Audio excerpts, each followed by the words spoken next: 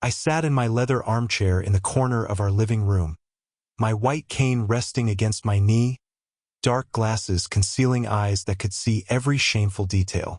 My fingers traced the pages of a Braille book I had long ago memorized, but my attention never left my wife Nicole as she laughed into her phone in the kitchen, her voice dropping to that intimate whisper I had learned to recognize over the past 4 months since my vision returned.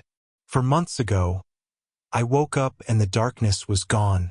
That Wednesday morning, I opened my eyes and saw sunlight streaming through our bedroom curtains.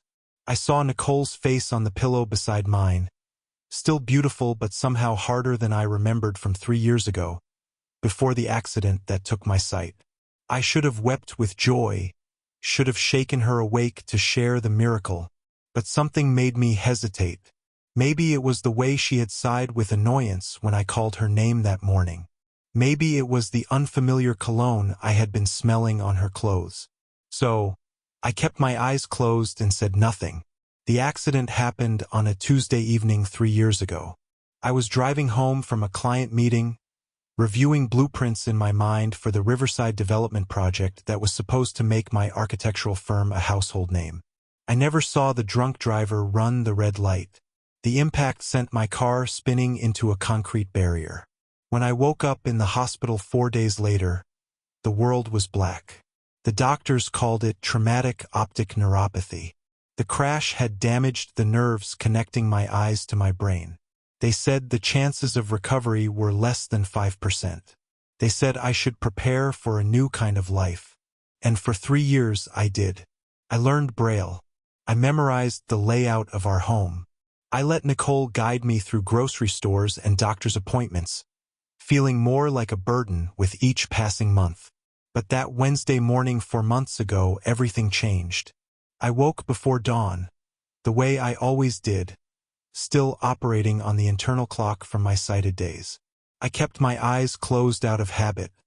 There was never anything to see, but something felt different. There was a pressure behind my eyelids, a sensation I couldn't name.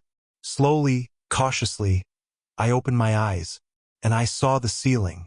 Not darkness, not the endless void I had lived in for 3 years. I saw the textured white ceiling of our bedroom, the crown molding I had installed myself when we first bought the house. I saw the early morning light filtering through the curtains, painting everything in shades of gray and blue. My heart hammered in my chest. I turned my head, and there was Nicole beside me, her face slack with sleep. She was still beautiful, that hadn't changed. But there was something else, something I couldn't have seen in the darkness. Her expression, even in sleep, looked harder somehow.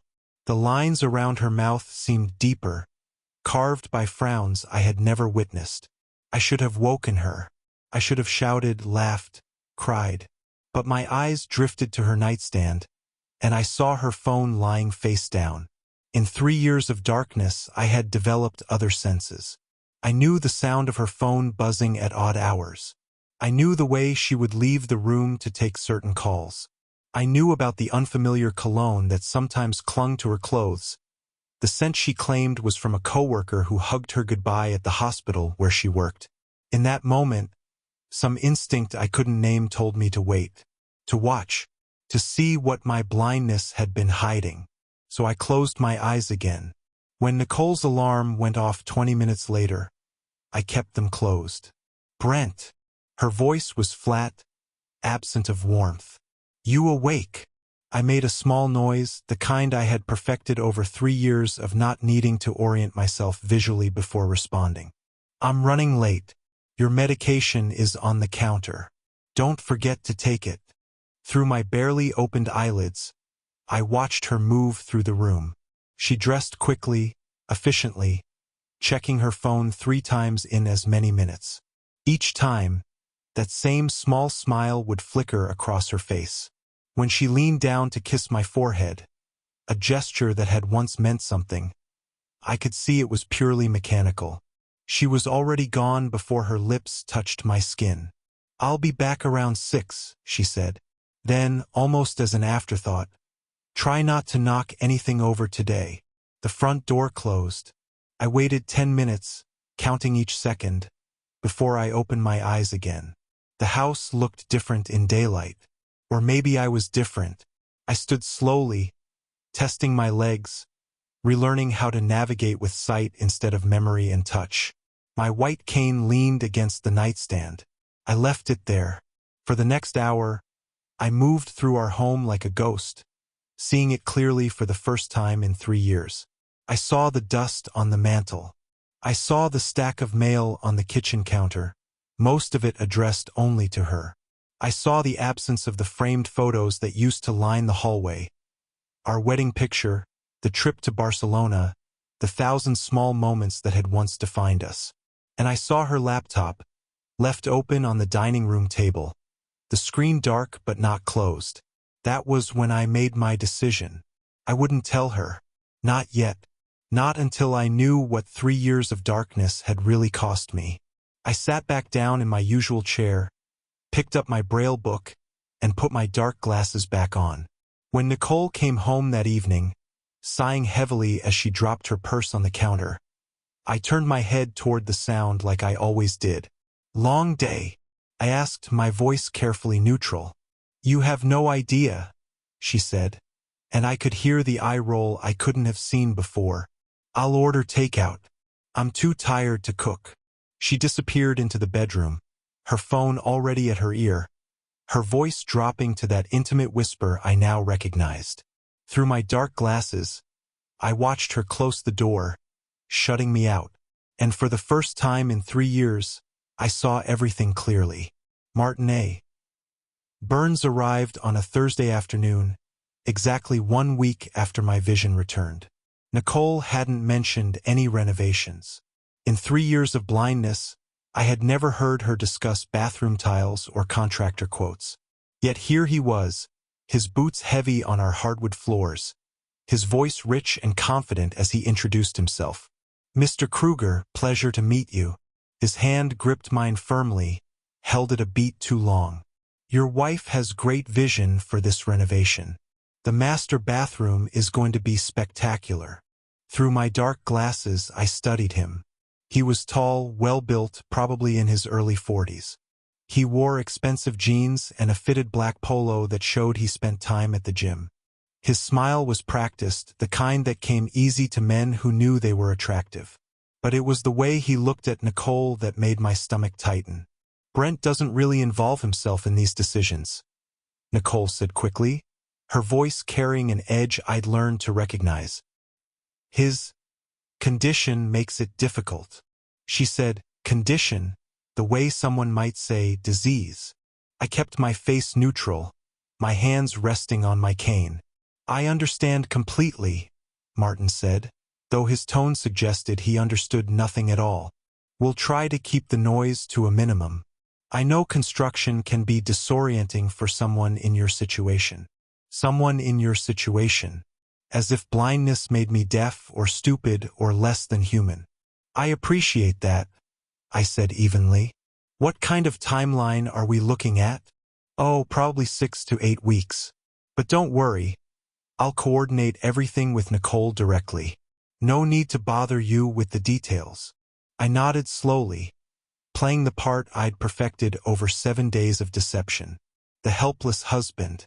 The man who existed at the periphery of his own life.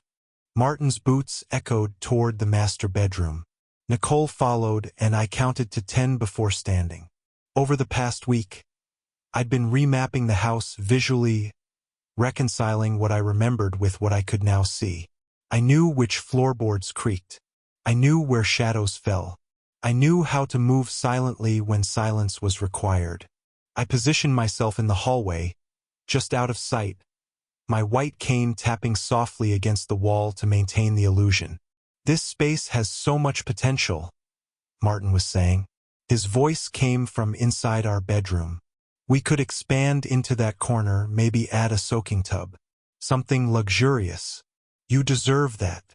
"You think so?" Nicole's voice had changed, softened into something almost girlish. I hadn't heard that tone in years. Certainly not directed at me. "Absolutely. A beautiful woman like you? You deserve everything." The silence that followed lasted 3 seconds too long. I inched closer to the doorway, angling my head so I could see them without being seen. Martin had his hand on Nicole's lower back, his thumb making small circles against the fabric of her blouse. She didn't pull away. Instead, she leaned into his touch, her face tilted up toward his, her lips parted slightly. "We should probably keep things professional," she said, but there was no conviction in it. "Brent is just in the other room." "Brent can't see us," Martin said, his voice dropping lower. "And even if he could, he wouldn't know what to do about it." They both laughed then, soft and conspiratorial. The sound of it was a blade sliding between my ribs. Nicole stepped back, but her eyes lingered on him. "Let me show you the bathroom layout. We can discuss options." I retreated quickly, my cane tapping a careful path back to my chair in the living room. By the time they emerged 10 minutes later, I was settled with my Braille book, my face composed into patient blankness.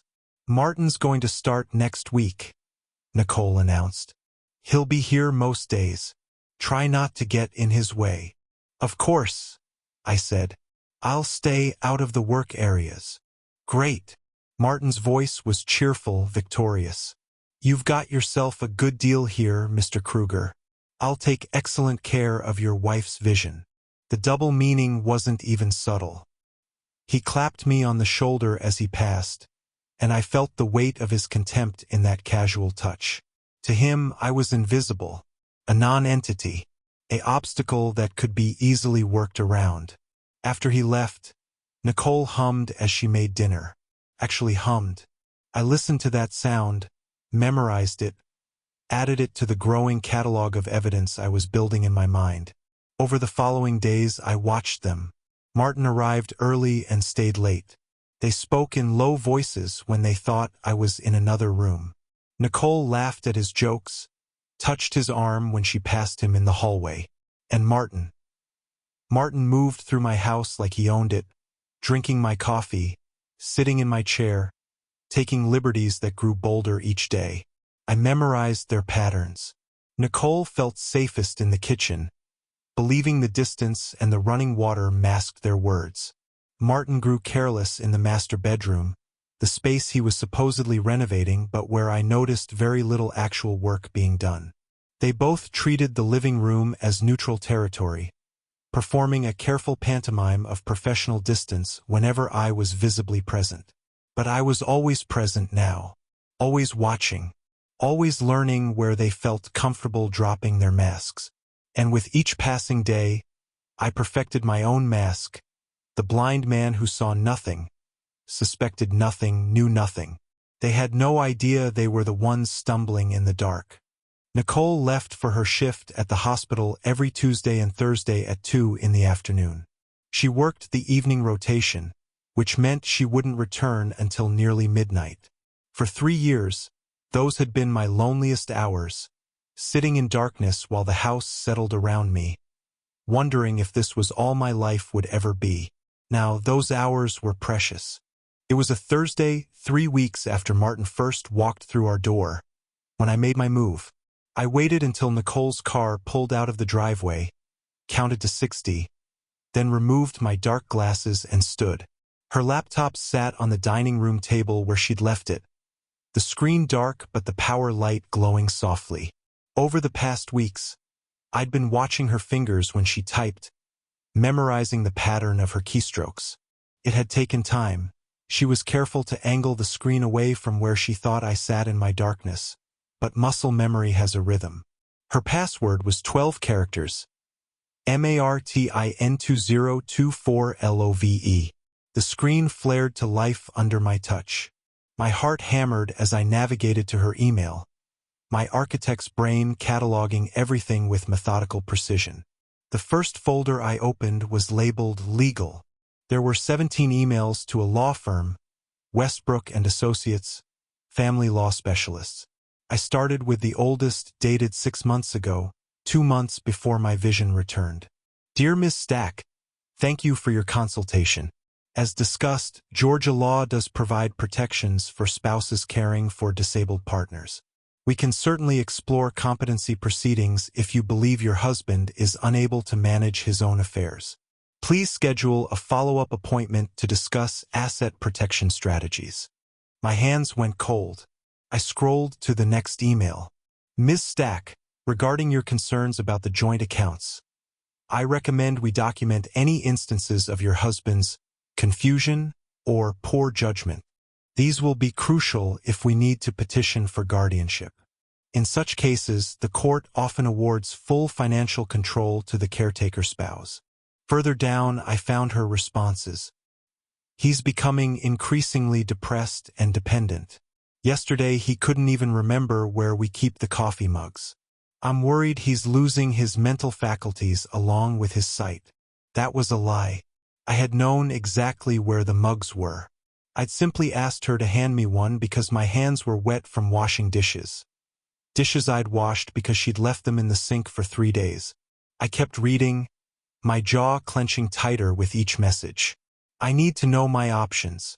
I've given 3 years to caring for him, and I can't do this anymore. I have my own life to live. Surely that counts for something? The lawyer's response was clinical, calculating. Georgia courts are quite favorable to caretaker spouses in these situations. With proper documentation, we can position you to retain the house, the majority of financial assets, and potentially receive ongoing support payments. Your sacrifice should absolutely be recognized. I sat back, breathing slowly through my nose. The room seemed to tilt around me. 3 years I'd felt like a burden, apologizing for my existence, believing Nicole when she sighed and said she was fine, just tired from taking care of me. And all along, she'd been building a legal case to take everything and leave me with nothing. But the emails to the lawyer were only the beginning. I found her text messages next, the ones she thought she'd deleted. There's software for that, recovery programs that pull back deleted data. I'd used them in my architectural practice when clients accidentally erased contracts. The same principle applied here. The first message thread with Martin went back 8 months. Martin, your husband's a lucky man. If you were mine, I'd never let you feel unappreciated. Nicole, he barely knows I exist anymore. I'm just the woman who reads him the mail and cuts up his food. Martin, you deserve so much more. You're beautiful, Nicole, vital, alive. I scrolled faster, watching the messages grow more intimate, more explicit. By month 3, they were making plans. Nicole, we could use the house. He'd never know. He can't see us anyway. Martin, are you sure? That feels risky. Nicole, trust me. He's completely helpless. It's actually kind of pathetic. The word pathetic sat on the screen like a brand. I'd heard Nicole use that word before, thought she was talking about a patient at the hospital or something she'd seen on the news. Now I knew better. The final discovery waited in her banking app. She'd saved the password in her browser, sloppy. But then again, she thought I'd never see. I clicked through to our joint account. 3 years ago, we'd had $127,000 in savings. My architectural practice had been successful before the accident, and we'd been saving for a renovation, maybe a vacation home. Now, the balance showed $35,000. $92,000, gone. I pulled up the transaction history, my hands shaking now. Transfer after transfer, each one between $3,000 and $8,000. Small enough not to trigger automatic alerts, but large enough to add up fast. Every transfer went to an account in Nicole's name only, NR Stack Personal Holdings. The dates aligned perfectly with Martin's messages. The money had been moving for 8 months, long before my vision returned. She'd been planning this, systematically dismantling our financial life while I sat in darkness, trusting her to manage everything because I couldn't see the bank statements, couldn't see the computer screen, couldn't see her betrayal. I took screenshots of everything, the emails, the texts, the bank transfers. I saved them to a thumb drive I'd bought during one of my supposed support group meetings. A fiction I'd invented 2 weeks ago, telling Nicole I was going to talk to other people with vision loss. She'd been thrilled, practically pushing me out the door. In reality, I'd walked 3 blocks to a coffee shop, sat in a corner booth with my dark glasses on, and planned my next move. By the time I heard Nicole's car in the driveway at 11:47 p.m., I was back in my usual chair, my dark glasses in place, my braille book open on my lap. The laptop sat exactly where she'd left it, the screen dark, no trace of my intrusion. She came in quietly, probably hoping I'd be asleep. I heard her shoes drop by the door, heard her exhale with relief. "Still awake?" she asked, her voice flat. "Couldn't sleep," I said. "How was work?" "Long. I'm exhausted." She moved past me toward the bedroom. "Don't wait up, Nicole." I kept my voice soft, vulnerable. "Thank you for everything you do for me. I know I'm not easy to live with." She paused in the doorway. For a moment, I thought she might say something kind, might reveal some remnant of the woman I'd married. "It's fine, Brent. Go to bed." The door closed. Through the walls, I heard her phone chime, heard her laugh softly at whatever message had just arrived. I sat in the darkness I no longer lived in, the thumb drive pressed against my palm like a talisman, and smiled. She thought I was helpless. She thought I was pathetic. She thought I was blind to what she'd been taking from me. Tomorrow I'd start taking it all back. The coffee shop was called Meridian, a small place on the east side of town that Nicole never frequented. I'd chosen it carefully, researching locations during my supposed rest time, when Nicole thought I was napping in the bedroom. I told her I was going to another support group meeting, this one focused on independent living skills for the newly blind. "That's good, Brent," she'd said, barely looking up from her phone. "You need to start building a life for yourself. You can't depend on me forever." The irony was so thick I could taste it. Helena Chan was waiting in a corner booth when I arrived, exactly as we'd arranged over an encrypted email account I'd set up at the library. She was in her mid-40s, sharp-eyed, with silver streaks in her black hair and the kind of presence that suggested she didn't lose cases often. "Mr. Kruger." She stood to shake my hand, her eyes flicking briefly to my white cane before meeting my gaze. She knew. I told her everything in my initial email. "Please sit." I folded the cane and placed it against the table, then removed my dark glasses. For a moment, I simply enjoyed the luxury of being seen for what I actually was. A man who could see perfectly well. "I've reviewed the materials you sent," Helena said, sliding a folder across the table. "The emails to the lawyer, the text messages, the bank transfers. It's damning, Mr. Kruger. Potentially criminal. Can we stop her?" My voice was steady, but my hands clenched around my coffee cup. "Can we stop them? We can do better than that. We can bury them." Helena's smile was cold and professional. "But we need to do this right. Your wife is building a case to have you declared incompetent.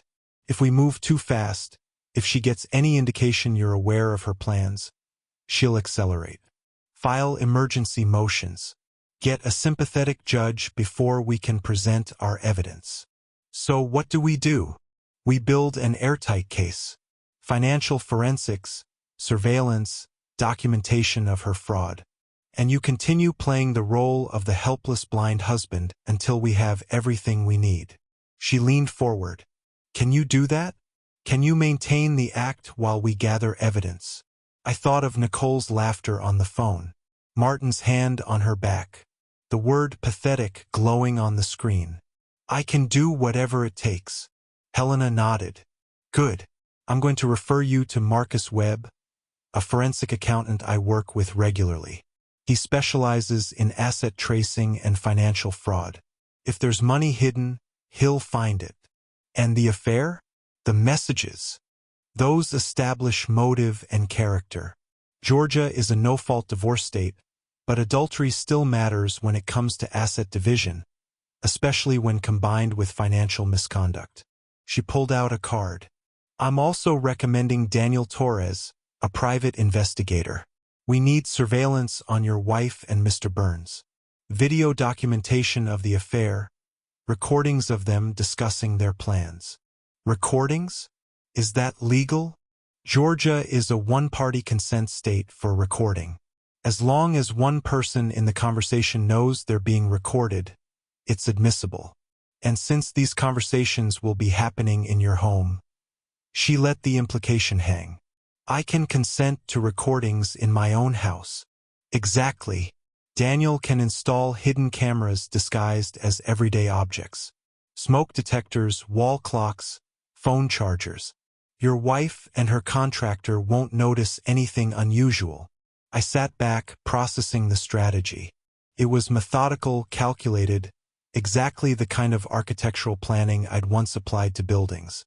Except now I was designing the framework of my wife's downfall. How long will this take? 4 to 6 weeks if we move efficiently. Marcus needs time to trace the money and document the forgeries. Daniel needs multiple instances of suspicious activity on camera. And I need time to prepare the filing so that when we strike decisively. Helena's eyes were hard. Your wife thinks she's playing chess, Mr. Kruger. We're going to show her she's been playing checkers. That afternoon, I met Marcus Webb in a different coffee shop across town.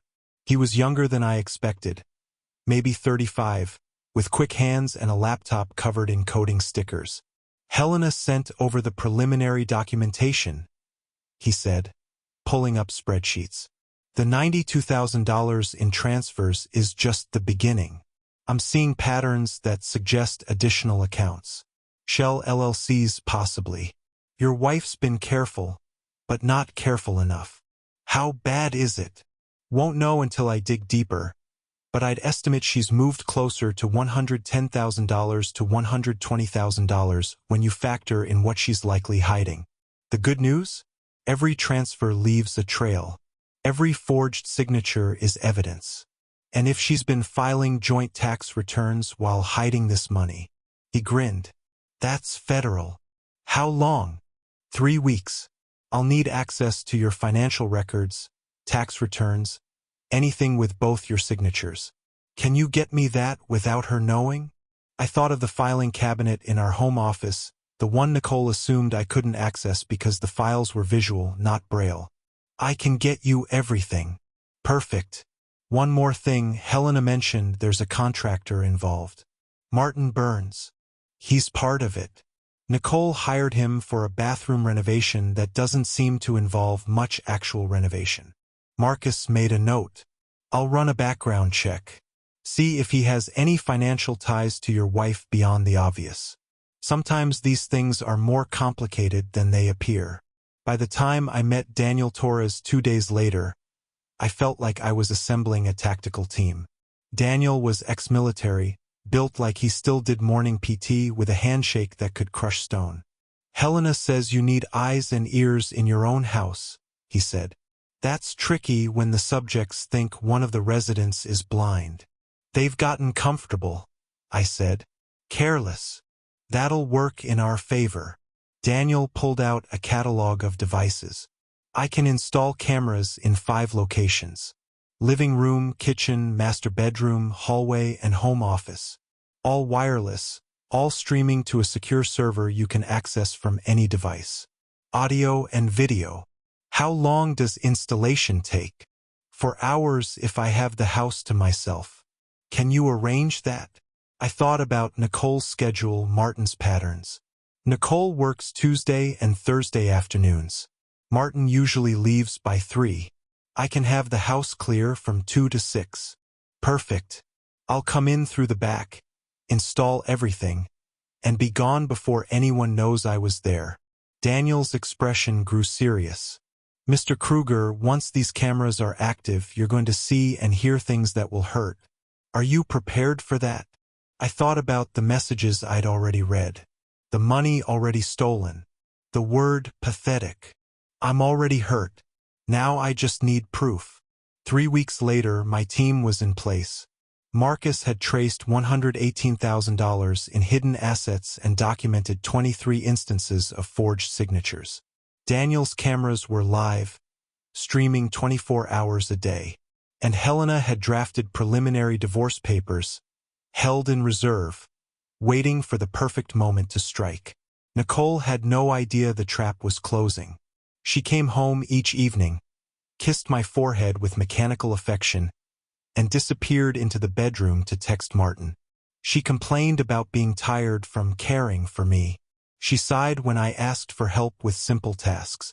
And all the while, I sat in my chair with my dark glasses on, watching her through hidden cameras on my phone, documenting every lie, every betrayal, every moment she thought I was too blind to see. The hunter had become the hunted. She just didn't know it yet. The cameras had been active for 2 weeks when I overheard the conversation that nearly broke my resolve. It was a Thursday evening.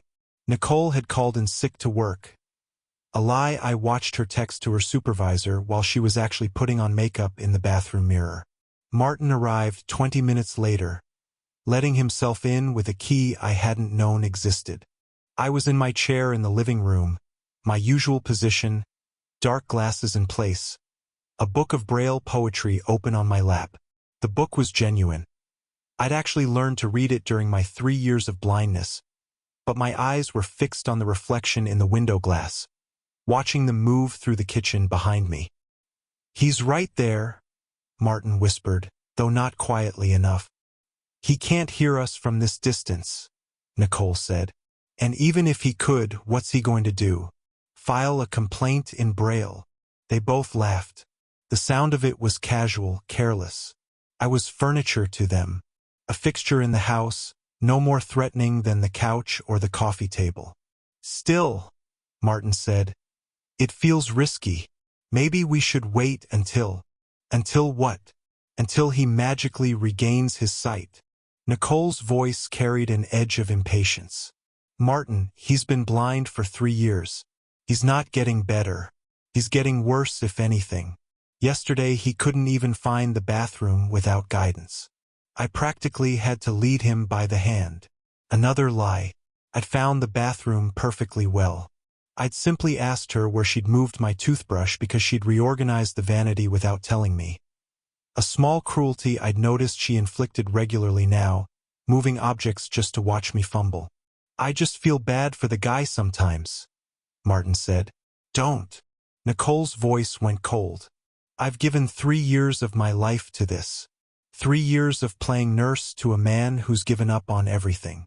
I'm 34 years old, Martin. I'm not spending the rest of my life reading grocery labels out loud and cutting up food like he's a child." "You're right. You're right. You deserve so much better." "I deserve you," Nicole said, her voice softening. "I deserve a real life with a real man who can actually see me." Through the window's reflection, I watched Martin pull her close. I watched her melt into him, her hands sliding up his chest. I watched them kiss in my kitchen, 3 feet from where I sat pretending to be lost in poetry I couldn't see. Every muscle in my body wanted to move, to stand, to tear off these glasses and show them exactly how much I could see. But Helena's voice echoed in my mind. "Continue the performance. We need more." So I sat perfectly still, my fingers tracing Braille letters I'd memorized, my breathing even in calm, while my heart hammered against my ribs. "When's your lawyer filing the papers?" Martin asked, his lips still close to Nicole's ear. "Next month. She says we have enough documentation of his deteriorating mental state. Between the depression, the dependency, and the memory issues I've been reporting, she's confident we can get a competency hearing. And then I get control of everything. The house, the accounts, his disability payments. All of it." Nicole's voice carried a note of satisfaction. "Once he's declared incompetent, he becomes a ward. I can place him in a facility, somewhere he'll be properly cared for, and finally live my life." A facility. She was planning to institutionalize me, to lock me away in some care home while she and Martin lived in my house, spent my money, erased me from existence. "What if he fights it?" Martin asked. Nicole laughed, sharp and bitter. "How? He can't see the documents. He can't navigate a courtroom. He can't even prove he's competent when he can barely remember to take his medication without my help. My lawyer says it's a slam dunk. Judges are very sympathetic to caretaker spouses, especially when the disabled partner has become a burden. The word burden hit like a physical blow. I'd spent 3 years apologizing for my existence, believing I was weighing her down, never realizing she was weaponizing my guilt. "You're brilliant," Martin said. "Beautiful and brilliant. I'm just done being a martyr. I want my life back. I want us." They kissed again, longer this time. I heard Martin whisper something about the bedroom, heard Nicole giggle. Actually giggle like a teenager. "Not while he's home," she said. "I'm not that careless. But soon. Once he's at that retreat next week, we'll have the whole house to ourselves." My blood went cold. The retreat. I'd told Nicole 3 days ago that I'd been accepted to a week-long program in the mountains for people with visual impairments. A lie I'd crafted specifically for this purpose. She'd been thrilled, encouraging me to go, even offering to drive me to the bus station herself. Now I knew why. A whole week. Martin's voice held anticipation. We could really get the paperwork finalized then. My guy can draft the last transfer documents, the ones moving the house deed entirely into your name. If we date them while he's gone, it'll look like he signed them willingly, maybe in a moment of clarity or whatever. "Perfect," Nicole said. "By the time he gets back, if he even notices, it'll be too late. Everything will be locked in place." They were planning to forge my signature on the house deed. My house. The house I'd bought with money I'd earned. The house I designed renovations for. The house that held the last remnants of my independence. I wanted to scream. Instead, I turned the page of my Braille book with steady fingers and continued the performance. Martin left an hour later.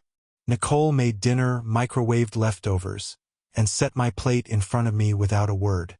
I ate mechanically, playing the part of the broken man she believed me to be. "The retreat is in 4 days," she said suddenly. "Are you packed?" "Mostly," I said. "I'm nervous about going." "Why?" "It'll be good for you. You need to be around other people who understand what you're going through." The concern in her voice was so perfectly manufactured it could have won awards. If I hadn't known better, I might have believed she actually cared. What if I'm not ready? I let my voice waver, let vulnerability seep in. What if I can't handle it? "Brent." She reached across the table and took my hand, her touch gentle. "You're stronger than you think. You need to start building independence. I can't take care of you forever." There it was. The truth wrapped in false compassion. She couldn't take care of me forever because she was planning to stop taking care of me in 4 days. "You're right," I said softly. "Thank you for pushing me. I don't know what I'd do without you." "That's what marriage is for," Nicole said, and I heard the smile in her voice, the smile of someone who thought they'd already won. That night, alone in the darkness of our bedroom while Nicole showered, I pulled out my phone and reviewed the footage from the hidden cameras. Every word, every gesture, every moment of their betrayal captured in perfect high-definition clarity. I sent the files to Helena with a simple message. "They're planning to forge documents while I'm at the fake retreat. We need to be ready." Her response came within minutes. "We will be. Keep performing. You're doing perfectly." I set the phone down and put my dark glasses back on just as Nicole emerged from the bathroom. Her hair wet, her skin flushed from the hot water. "You okay?" she asked, climbing into bed beside me. "Yeah," I said, "just thinking about the retreat. Hoping I can do this." "You can," she said, and kissed my forehead. "I believe in you." I lay awake long after her breathing evened out into sleep. Staring at the ceiling I could see perfectly well, counting down the days until I stopped performing and started destroying. For more days of being the helpless blind husband. For more days of letting them believe they'd won. And then they'd finally see the truth. Marcus Webb called me on a Tuesday morning while Nicole was at work. I'd given him my cell number with strict instructions to only call when I was alone. I answered on the second ring, standing by the window where I could see the street, ensuring no one was approaching the house. "Mr. Kruger, we need to meet," Marcus said without preamble. "Today, if possible. What I've found, you need to see this in person." 2 hours later, I sat across from him in his downtown office, a converted loft filled with computer monitors and filing cabinets. He slid a thick folder across the desk, his expression grim. "This is worse than I initially calculated," he said. "Much worse." I opened the folder.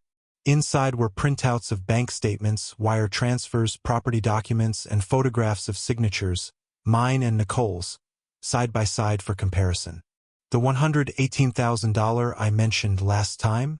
That's just what she moved from your joint accounts. I found 3 additional accounts in her name only, seeded with money from a shell LLC called Stackhouse Holdings.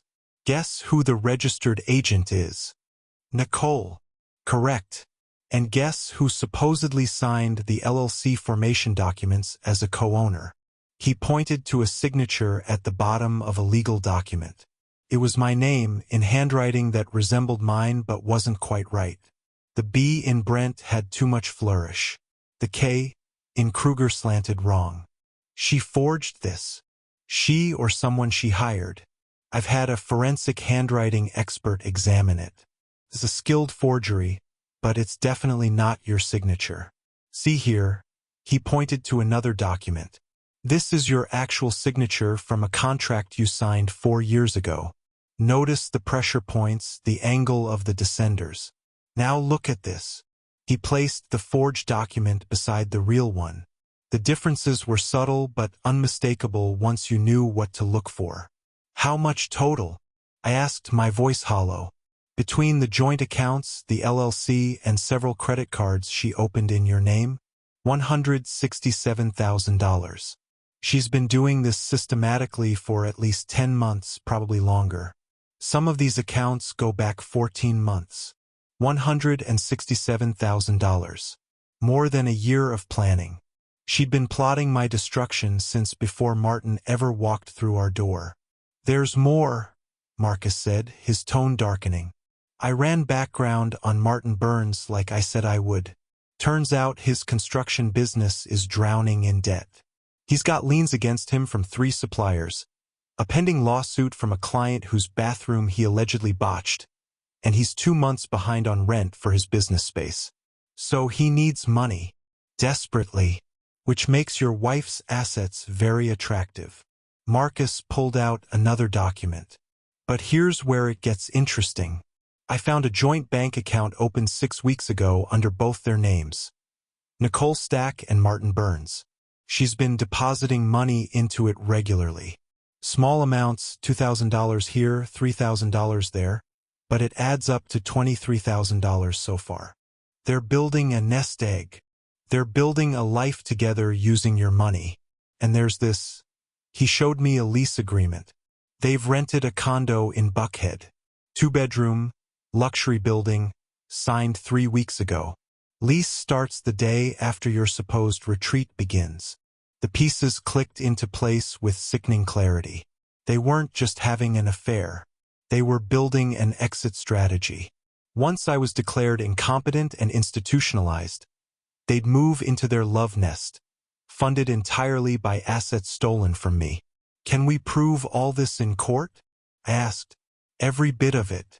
I've documented the forged signatures, traced every dollar, and established a timeline that shows premeditation. This isn't impulse, Mr. Kruger. This is systematic financial fraud spanning over a year." Marcus leaned forward. "But there's something else you need to know. I found a draft of a divorce petition on Nicole's lawyer's server. Don't ask me how I got access, and it's brutal." He handed me a printed document. I read the first paragraph and felt my stomach drop. Petitioner Nicole R. Stack seeks dissolution of marriage from respondent Brent J. Kruger on the grounds that respondent is unable to care for himself due to severe visual impairment and subsequent mental deterioration. Petitioner has served as full-time caretaker for 3 years, during which time respondent has become increasingly dependent, depressed, and unable to make sound decisions regarding his own welfare or financial matters. It went on for pages. Nicole claimed I'd become verbally abusive during my episodes of confusion. She alleged I'd threatened self-harm, that I'd expressed paranoid delusions about being abandoned. She painted a picture of a man who was not just blind, but mentally unstable, dangerous to himself and others. All lies. Carefully constructed, documented lies. She's been telling people this? I asked. According to the deposition list, she's prepared witnesses, friends, neighbors, even a colleague from the hospital who'll testify they've seen your deterioration firsthand. Marcus grimaced. She's been laying groundwork for months, Mr. Kruger, telling people you're getting worse, that she's afraid for your safety, that she's exhausted from caring for you. I thought about the times Nicole had encouraged me to attend support groups, to meet with other blind individuals. I thought she was being supportive. Now I realized she'd been trying to document my attempts at independence that inevitably failed. More evidence of my incompetence. The good news, Marcus continued, is that none of this will hold up once we reveal you can see. The moment you walk into court with full vision, every claim she's made collapses. Better yet, every lie becomes evidence of her fraud. And the money? Once we file and freeze the accounts, she won't be able to touch another dollar. Everything she stole becomes part of the asset division, and given the forgery and fraud, the court will likely award you full restitution plus damages. She might even face criminal charges for the forged signatures. I sat back, processing the magnitude of what Nicole had built. It wasn't just an affair. It wasn't just theft. It was a comprehensive demolition of my life, planned and executed with cold precision. There's one more thing, Marcus said quietly. I found emails between Nicole and Martin discussing what happens if you become difficult during the competency process. Martin suggested medication might help keep you manageable. Nicole said her hospital access made that easy to arrange. The implication hung in the air like poison gas. They'd discussed drugging me, keeping me sedated and compliant while they dismantled my life. How soon can we move? I asked, my voice steady despite the rage coursing through me. Helena says we need to wait for the retreat setup. We need them to actually forge the deed documents on camera. That gives us attempted fraud in real time, not just historical theft. Once we have that, we have everything. 3 more days. 3 more days, Marcus confirmed. And then we bury them. I left his office with the folder tucked under my arm, my white cane tapping against the sidewalk, my dark glasses hiding eyes that could see every detail of the trap closing around my wife and her lover. That evening, Nicole came home with takeout and a smile. I was thinking, she said, setting containers on the table. When you get back from the retreat, maybe we should talk about the future, about what's next for you. What do you mean? I asked, playing my role perfectly. I think you need more support than I can provide at home. There are facilities, really nice places, where you'd have professional care, activities designed for people with your challenges. You'd be happier, I think. Less isolated. She was prepping me, softening the blow of the institutionalization she'd already planned. Maybe, I said carefully, can we talk about it when I get back? Of course. She squeezed my hand, her touch warm and false. I only want what's best for you, Brent. You know that, right? I know, I said and meant it. I knew exactly what she wanted. I knew exactly what she'd done. And in 3 days, she'd know that I knew everything. The morning of the retreat, Nicole was almost giddy. She helped me pack my bag with exaggerated care, folding clothes I could have folded perfectly well myself, checking and rechecking that I had everything I needed. Toothbrush, check. Medications, check. Your white cane, obviously. She zipped the bag with a flourish. I'm so proud of you for doing this, Brent. This is a big step. I'm nervous, I said, keeping my voice small and uncertain. What if I can't handle it? You'll be fine. They have trained staff, other people who understand what you're going through. This is exactly what you need. She kissed my cheek, her lips lingering a moment longer than necessary. Affection for the cameras, perhaps. Or maybe just relief that I'd soon be gone. My friend David arrived at 10, just as we'd arranged. He was one of the few people from my old life who'd stayed in touch after the accident, visiting monthly even when I'd been too depressed to be good company. He knew nothing about what I was really planning. I'd simply told him I needed a ride and asked him to play along. "Ready for your adventure?" David asked, shaking my hand at the door. "As ready as I'll be," I said. Nicole walked us to the car, her hand on my elbow in that proprietary way she'd developed, as if I might wander into traffic without her guidance. She hugged me before I got in, whispered, "I love you," against my ear, and waved as David pulled away. Through the side mirror, I watched her. The moment the car turned the corner, her smile dropped. She pulled out her phone, typing rapidly, already summoning Martin. "So where am I really taking you?" David asked once we were out of sight. "The Hampton Inn on Riverside, room 304. It's already booked under your name." "This is about Nicole, isn't it?" David's voice was careful. "I know I said I wouldn't ask, but I'll explain everything soon," I said.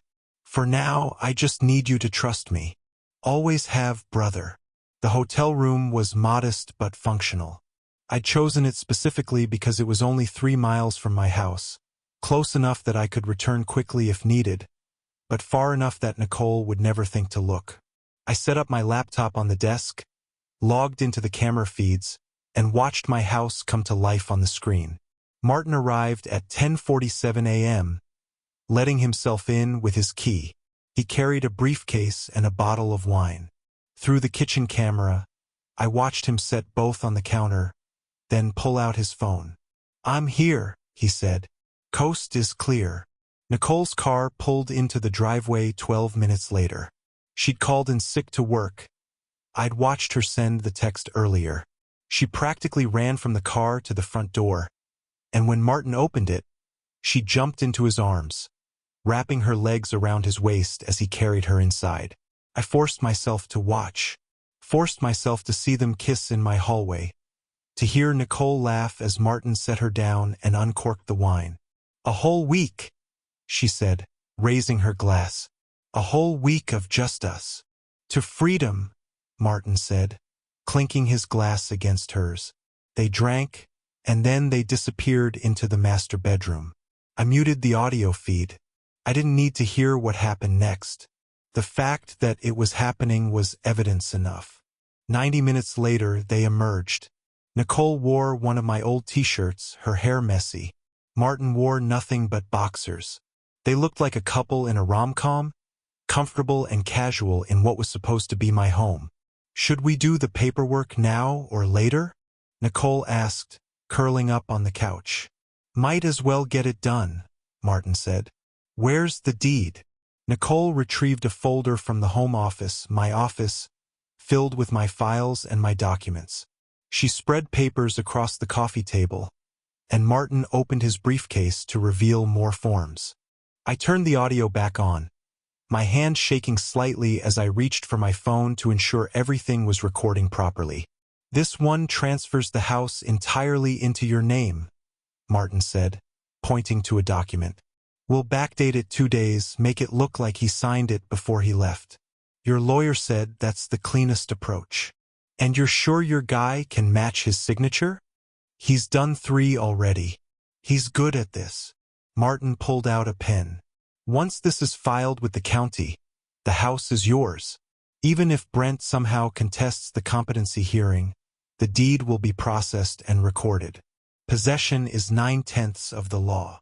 Nicole smiled, taking the pen. I watched her hand hover over the signature line, the line where my name should go.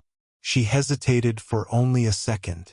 "To our future," she said, and signed my name with practiced strokes. The forgery was clean, confident. She'd been practicing. I took screenshot after screenshot, each one timestamped, each one capturing the crime in perfect detail. What about the bank accounts? Nicole asked, moving to the next document. Same deal. This one gives you power of attorney over his disability payments. Once he's declared incompetent, you'll have full access. Everything he receives goes directly to you. Perfect. She signed again, and again I captured it all. They worked through the stack methodically. Deed transfer. Power of attorney. A document that would place me under permanent guardianship, stripping me of legal autonomy. A request to the court to authorize necessary medical interventions for the ward's well-being, which I knew meant the sedatives they'd discussed. Each signature was another nail in the coffin they thought they were building for me. Each signature was actually sealing their own fate. I can't believe we're really doing this, Nicole said, setting down the pen. After 3 years of playing nurse, I'm finally free. You deserve it, babe. You've given enough of your life to him. He was already half dead anyway, Nicole said, her voice casual, dismissive. The accident didn't just take his sight. It took everything that made him who he was. The confident architect, the guy who used to design buildings and charm clients. All that's left is this shell. This dependent, depressing shell. I gripped the edge of the desk, my knuckles white. On screen, Martin pulled Nicole closer. Soon you'll have a real man again, he said. Someone who can actually see you, actually appreciate you. Someone who doesn't need me to cut up his food and read him the mail like he's a child. Nicole laughed, bitter and sharp. God, I can't wait to be done with this. The retreat is perfect timing.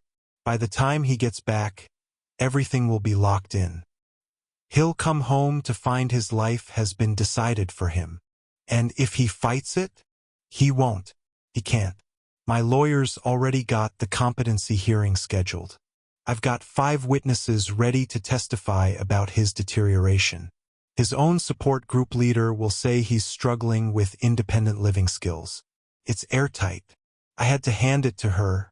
It was comprehensive. If I really were blind, if I really were the helpless man she believed me to be, I would have been destroyed. Completely, utterly destroyed. But I wasn't blind. And I documented everything. I sent the files to Helena with a simple message. They just forged the deed. We have everything we need. Her response came immediately. Police and attorneys standing by. Give the word and we move.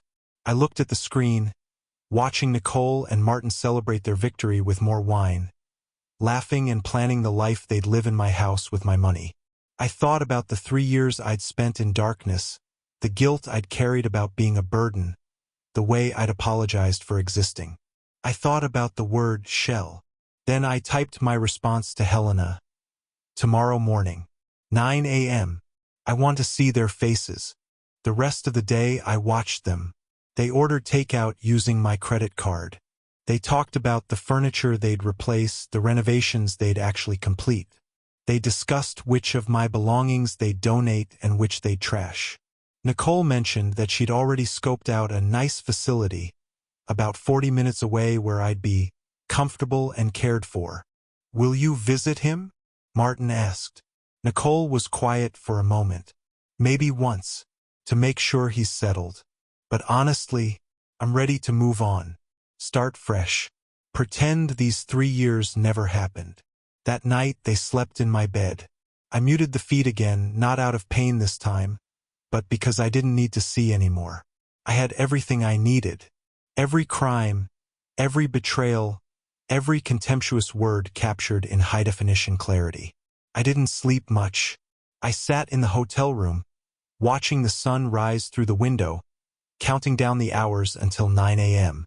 At 8:30, I put on my darkest sunglasses, grabbed my white cane, and headed for the door. It was time to come home. I stood on my own front porch at 8:52 a.m., white cane in hand, dark glasses covering eyes that could see everything perfectly. Behind me, 3 cars idled at the curb. Helena Chen's black sedan, Marcus Webb's SUV, and an unmarked police vehicle with 2 officers inside. "You ready?" Helena asked, standing at my shoulder. She wore a charcoal suit and carried a leather briefcase thick with documentation. "I've been ready for 4 months," I said. Through the window, I could see movement in the kitchen. Nicole and Martin making breakfast in my house like they owned it, like they'd already won. I used my key. They hadn't thought to change the locks, and pushed the door open. The tap of my cane on the hardwood was the only sound as I walked in, Helena and Marcus following behind me, the officers waiting just outside. "Hello," I called out, keeping my voice uncertain, confused. "Nicole? I forgot my medication. The retreat staff said I needed to." I stopped in the kitchen doorway. Nicole stood at the stove in one of my old button-downs, barefoot, her hair loose around her shoulders. Martin sat at the kitchen table wearing nothing but jeans, his chest bare, coffee mug frozen halfway to his lips. They both stared at me like I was a ghost. "Brent," Nicole's voice cracked. "What are you doing here? You're supposed to be at the retreat." "I forgot my medication," I repeated, letting confusion cloud my voice. "The bus had to turn around. I told them I'd just grab it and catch up. I didn't know." I gestured vaguely toward Martin. "Is someone here?" I heard voices. Nicole's eyes darted to Martin, then to the lawyers behind me, and I watched the calculation happen in real time. She was trying to figure out if she could still salvage this. "It's just Martin," she said, her voice steadying into false calm. "He came by to work on the bathroom. I called in sick to let him in since you weren't here. Nothing inappropriate, Brent. Nothing inappropriate," I repeated slowly. Then I reached up and removed my dark glasses. The change in the room was instantaneous. Nicole's face went white. Martin actually stood up, his chair scraping against the floor. "What?" Nicole started. "I can see," I said clearly, my voice no longer uncertain or confused. "I've been able to see for 4 months. Every single day. Every single moment. Every single thing you've done." Nicole's mouth opened and closed. No sound came out. "Mr. Kruger regained his sight on March 15th, Helena said, stepping forward. "The same day Mrs. Kruger here made her 8th withdrawal from their joint account. The same week Mr. Burns was served notice of pending legal action from a previous client. Interesting timing." "Who are you?" Nicole finally managed. "Helena Chun, disability rights attorney. I represent your husband. This is Marcus Webb, forensic accountant. And these," Helena gestured to the officers now standing in the doorway, "are Officers Martinez and Kim. They're here regarding multiple counts of forgery, fraud, and theft." "I don't know what he told you," Nicole said, her voice rising with panic. "But Brent is confused. He's been struggling with his mental health with reality. He's been having episodes." "Is that what you call them?" I asked, my voice cold. "Episodes? The way you've been describing my alleged deterioration to your lawyer? To your witnesses?" I pulled out my phone, tapped the screen, and her voice filled the kitchen through the speaker. "He was already half dead anyway.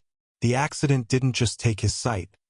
It took everything that made him who he was." Nicole's face shifted from white to gray. "That was recorded yesterday," I said, "from the cameras installed throughout this house. The same cameras that recorded you and Mr. Burns forging my signature on the house deed. The same cameras that captured you discussing drugging me to keep me manageable." "That's illegal," Martin said suddenly, finding his voice. "You can't record people without consent." "Georgia is a one-party consent state," Helena interrupted. "Mr. Kruger provided consent to record activities in his own home. Everything captured is admissible in court."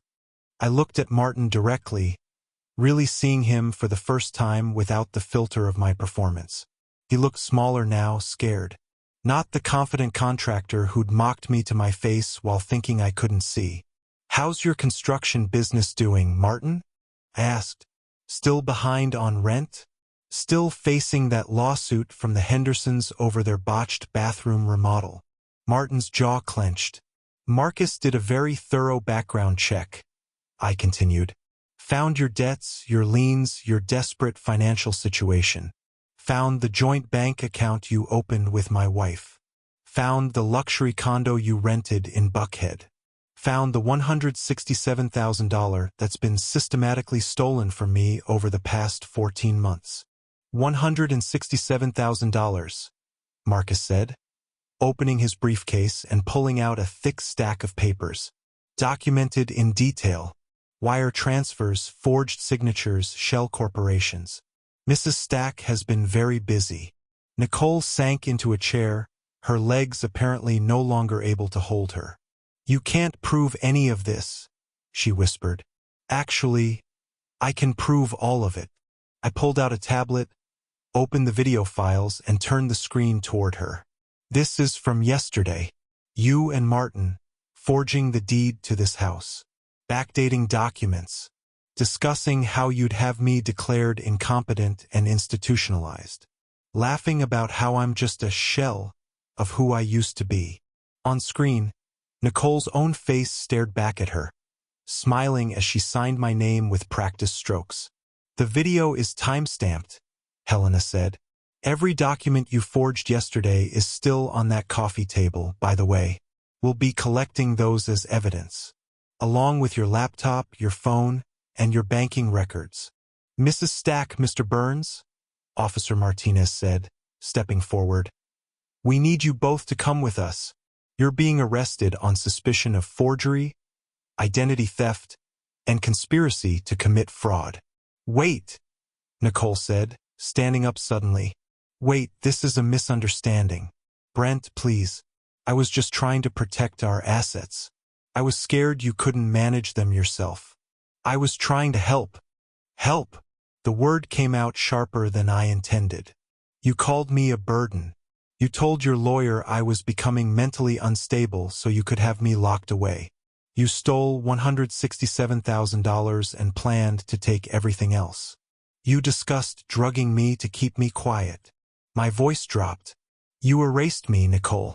While I sat in what you believed was permanent darkness, you systematically destroyed everything we built together. I gave up 3 years of my life for you. Her voice broke, tears starting to fall. 3 years of caring for you, feeding you, guiding you. I deserved something for that. You deserved a lot of things, I said. Compassion, support, appreciation for the difficult job of being a caretaker. But you know what you didn't deserve? My house, my money, my freedom, my life. Officer Kim pulled out handcuffs. Mrs. Stack, please turn around. Brent, please. Nicole was crying openly now. Don't do this. We can work this out. I made mistakes, but we can fix this. Don't throw away our marriage over. You threw away our marriage the moment you started stealing from me, I said. You threw it away when you mocked my disability while I sat 10 feet away. You threw it away when you planned to have me declared incompetent and locked in a facility. I'm not ending our marriage, Nicole. I'm just making it official. Helena pulled out a document. Divorce papers, filed this morning, citing adultery, financial fraud, and irreconcilable differences. We're also filing for a restraining order preventing Mrs. Stack from accessing any marital assets pending the outcome of criminal proceedings. Officer Kim cuffed Nicole's wrists. She was still crying, still protesting, as they led her toward the door. Martin was cuffed next, silent now, his face resigned. At the door, Nicole turned back one last time. I really did love you once, she said, her voice small. I know, I said. That's what makes this so much worse. They were gone. The house fell silent except for the soft rustle of Marcus collecting the forged documents from the coffee table, sealing them in evidence bags. Helena put a hand on my shoulder. You did the right thing. I know, I said, but my voice felt hollow. It doesn't feel right yet. It will. Eventually. She squeezed gently. For now, you need to focus on recovery. The house is yours. The assets will be frozen and restored, and we'll make sure every penny is accounted for. I nodded, walking to the window. Outside, I watched the police car pull away, Nicole's face visible through the back window. She looked lost, broken. Nothing like the confident woman who'd been making breakfast in my kitchen 30 minutes ago. How long will the legal proceedings take? I asked. Months, probably. The criminal case will be separate from the divorce. But with the evidence we have, both are virtually guaranteed in your favor. Helena gathered her papers. Get some rest, Mr. Kruger. You've been performing for 4 months. You're allowed to stop now. After they left, I stood in the empty house and slowly removed my white cane from my bag.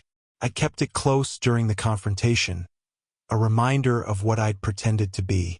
Now I carried it to the closet and placed it on the top shelf. I wouldn't need it anymore. I walked through the house, really seeing it for the first time without the weight of deception. It looked different now. Emptier, maybe, but also cleaner somehow, like a wound that's been drained of infection. In the bedroom, I stripped the sheets Martin and Nicole had slept in and threw them in the trash. I opened windows, letting fresh air sweep through rooms that had held too many secrets. My phone buzzed. A text from David. How'd it go? It's done, I typed back. I'll explain everything soon. Thank you for your help. Anytime, brother. You deserve better. I sat on the bare mattress, my phone in my hands, and for the first time in 4 months, I let myself feel the weight of everything that had happened. Not the anger or the betrayal, but the grief. The loss of what I'd believed my marriage was. The 3 years I'd spent in darkness, believing I was loved, when I was really just being tolerated until I could be disposed of. But I'd survived. And more than that, I'd won. I'd seen the truth. And now, finally, I could start to see what came next. 18 months later, I stood in my living room holding a glass of champagne, surrounded by people who actually cared about me. The house looked different now, lighter, warmer. I'd repainted every wall, replaced the furniture Nicole had chosen, and installed new windows that let in more natural light than the old ones ever had. The master bathroom, ironically, had finally been renovated. I'd done it myself, a project that took 3 months but felt like reclaiming territory that had been occupied by an enemy force. Speech! David called from across the room, and others picked up the chant. Speech! Speech! I raised my hands in surrender. All right, all right. I waited for the room to quiet. Most of you know the story by now. Some of you lived through it with me. 1.5 years ago, I learned that the life I thought I was living was an illusion, that the person I trusted most in the world had been systematically destroying me while I sat in what she believed was permanent darkness.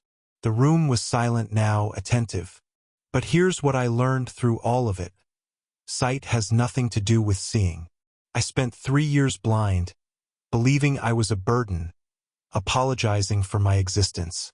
And then I spent 4 months able to see, watching the truth unfold in front of me. The real blindness was never physical, it was emotional. I couldn't see that I had value beyond what I could do for someone else. I couldn't see that my worth wasn't tied to my abilities or my disabilities. I looked around the room at the faces watching me. Helena Chun, who'd fought beside me in court. Marcus Webb, whose forensic work had sealed Nicole's fate. Daniel Torres, whose cameras had captured everything. David, who'd been there from the beginning. And Elena Rodriguez, standing near the window in a blue dress, her guide dog Dante at her feet. Her face turned toward my voice with a smile that made my heart steady. The criminal trial concluded 6 weeks ago, I continued. Nicole was convicted on 14 counts of forgery and fraud. She received 3 years in prison and was ordered to pay full restitution. Martin took a plea deal, testified against her, and received 18 months. Nicole also lost her nursing license permanently. Martin's construction business went bankrupt after I reported code violations on multiple jobs he'd performed. Turns out the work he claimed to be doing on my bathroom was as fictional as his integrity. A few people laughed, though the sound was bitter. The divorce was finalized 4 months ago. I retained the house, recovered every dollar she stole, and was awarded additional damages for emotional distress. The judge was particularly unimpressed by her claims of being an overwhelmed caretaker given the evidence of her systematic theft and planning. I paused, taking a sip of champagne. But that's just the legal stuff. The real victory is this. I'm here. I rebuilt my architectural practice, and we're thriving. We specialize now in accessible design, homes and buildings that work for people with disabilities. Turns out 3 years of navigating the world without sight taught me things about design I never understood before. I see spaces differently now, understand how they need to function for everyone, not just the able-bodied. Helena raised her glass. Kruger Accessible Design has 3 major contracts this quarter alone. I've seen the portfolio. It's revolutionary work. Thank you, Helena. But the project I'm most proud of isn't a building. I looked at Elena, who smiled like she knew what was coming. A year ago, I founded a nonprofit called Sight Unseen. We provide legal advocacy and financial protection services for people with disabilities who are at risk of exploitation by caretakers or family members. We've helped 43 people so far. People who were being stolen from, lied about, whose vulnerabilities were being weaponized against them. People like I was. The room erupted in applause. I waited for it to die down. Sight Unseen is why I met Elena. She's a civil rights attorney who specializes in disability law. She came to one of our early fundraisers, heard about the mission, and volunteered to join our legal team. I looked at her directly now. She's also blind, has been since birth. And she taught me something crucial. That blindness, real or perceived, doesn't define you. How you move through the world, how you treat people, what you choose to build or destroy, that's what defines you. Elena stepped forward, her hand finding mine with practiced ease. You're making me sound wise, she said. But really, I just knew a good man when I met one. Even if he was still healing. Still healing, I agreed. But getting there. I addressed the room again. Nicole tried to contact me 3 months ago. A letter from prison.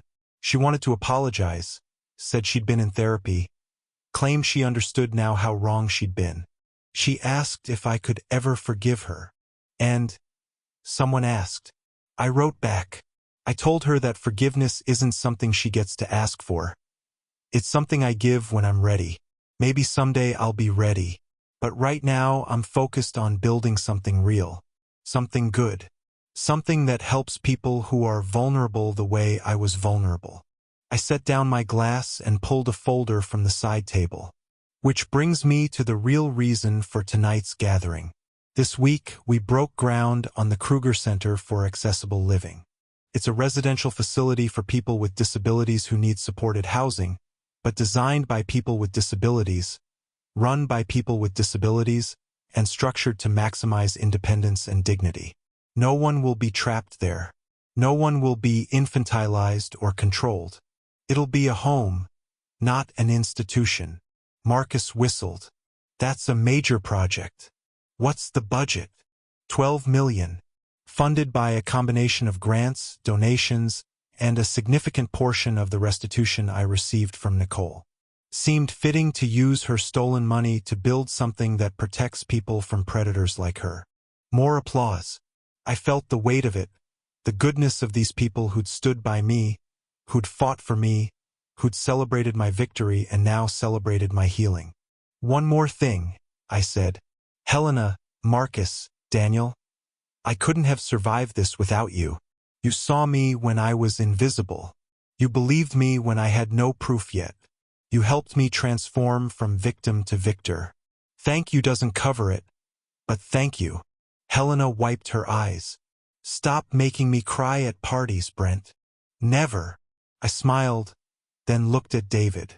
And David, you drove me to a hotel when you had no idea why, trusted me when I asked you not to ask questions, and never once doubted me. That's friendship. That's brotherhood, David corrected. Always.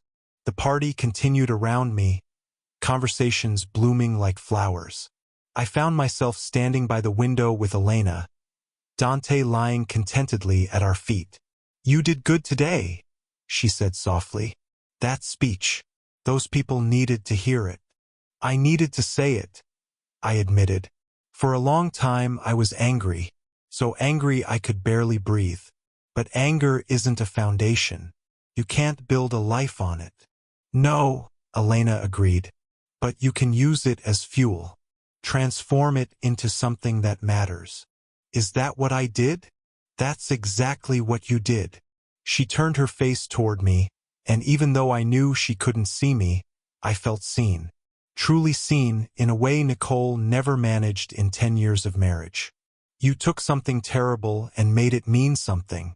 That's not just healing, Brent. That's alchemy. We stood in comfortable silence, watching the party through the window's reflection. My house, my life, my future, all of it reclaimed, rebuilt, real. I never told you, I said quietly, what Nicole said when they arrested her. At the very end, right before they took her away. What did she say? She said she'd loved me once, and I told her I knew, that it made everything worse. I paused. But I've been thinking about that. Maybe it doesn't make it worse. Maybe it makes it instructive. How so? Love isn't enough on its own. It has to be accompanied by respect, honesty, integrity. Nicole might have loved me once, but when things got hard, when I became inconvenient, that love evaporated because it wasn't built on anything solid. It was conditional love, the kind that only survives when everything is easy. And now, Elena asked, what kind of love are you looking for? I looked at her, this woman who'd walked into my life when I was still raw and healing, who'd never treated my past as a tragedy to be fixed, who saw strength where Nicole had seen only weakness. The kind that sees me, I said, really sees me, not what I can do or provide or be, just me. Elena smiled. I think you might have found it. Later that night, after everyone had gone home and the house was quiet, I stood in my bedroom and looked at myself in the mirror. Really looked. Not through dark glasses or through the filter of performance. Just me. Brent J. Kruger, 41 years old, architect, advocate, survivor. The man in the mirror looked tired but whole, scarred but standing. He'd been broken and had put himself back together into something stronger than before. I thought about the accident that had taken my sight, the 3 years of darkness, the miracle of vision returning, the 4 months of deception, the betrayal, the battle, the victory, and I realized something. My blindness had been a gift, not the physical blindness that had been hell. 3 years of struggling and adapting and learning to navigate a world designed for sighted people. But the experience of it, the humility it taught me, the empathy it built, the understanding of vulnerability it provided, those things had made me better, deeper, more human. And Nicole's betrayal, as much as it had gutted me, had taught me something too. That I was stronger than I'd ever imagined. That I could be patient, strategic, methodical. That I could fight for myself even when I felt powerless. That I could transform rage into purpose and pain into advocacy. I'd spent 3 years believing I was less than I'd been before the accident. Nicole had reinforced that belief, used it against me, weaponized it to justify her theft and cruelty. But she'd been wrong. I wasn't less. I was different, and different wasn't weaker, it was just different. My phone buzzed. A text from Elena. Thank you for tonight, for sharing your story, for being brave enough to rebuild. You inspire me. I smiled and typed back. Thank you for seeing what I couldn't see myself, for reminding me that sight and vision are different things. Her response came quickly. Always. That's what we do for each other. We see. I set the phone down and turned off the lights. The house settled into comfortable darkness, but it wasn't the darkness I'd lived in 3 years ago. This was chosen darkness, peaceful darkness, The kind that comes at the end of a long day when you know morning will bring light again. I'd been blind, and then I'd regained my sight. But more importantly, I'd been broken, and I'd rebuilt myself. I'd been a victim, and I'd become a victor. I'd been lost in darkness, and I'd found my way to light. Not just the physical light of restored vision, but the deeper light of purpose, meaning, and authentic connection. Nicole had tried to erase me, but instead, she'd revealed me. And in the end, that was the greatest gift of all. I finally saw myself clearly. I finally saw what I was worth. And I knew with absolute certainty that I would never be blind to that truth again.